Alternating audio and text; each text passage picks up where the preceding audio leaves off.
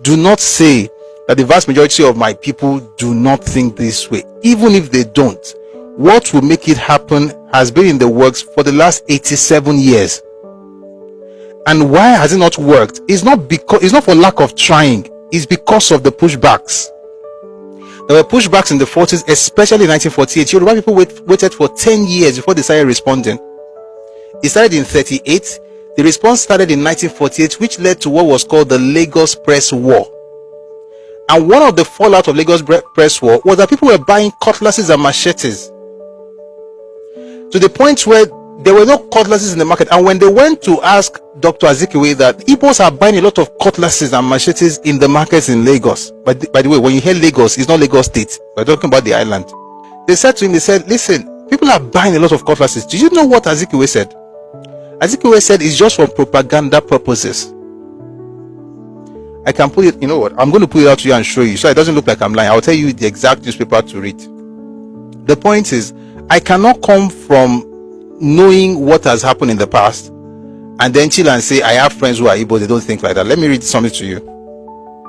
In September of 1948, Yoruba Igbo hostilities had escalated to such an extent, colonial authorities, including Governor Macpherson, feared that there was real danger of actual violence between Igbos and Yorubas. This was in 1948.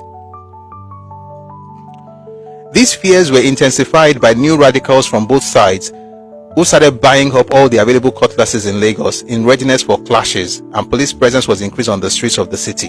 In response to alarms raised about mass cutlass purchases by Igbos, Azikiwe declared brandishing of cutlasses and machetes were only for propaganda purposes. Where are you going to find that? You find that in Daily Times of September 2nd, 1948.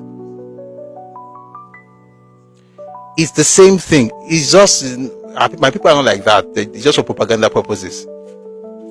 But you see, whatever woke us up in 48 has kept us awake since then. And if by reason of the war, Yoruba people decided to mellow. Why? Because they felt, listen, these people suffered, let's just chill. They even told them to come back to Yoruba land. And so from 1970, everything just went calm. You hear little bit here and there, like in 2016, what happened in Akure, you hear it here and there. But what happened in 2023 has actually made us discover that if we were awake from 48 to 70, we stopped being awake before 70. We stopped being awake around 67. As soon as the world thing was about to happen, we were already having, this, you cannot. Do you know Yoruba people went to prison because of Biafra? People like Shoyinka that they insult every day. He spent 20 months in prison because of Biafra. Yoruba people died because of Biafra. Victor Banjo died because of Biafra. Some people were forgotten in prison because of Biafra. People like Ganiyo Adeleke.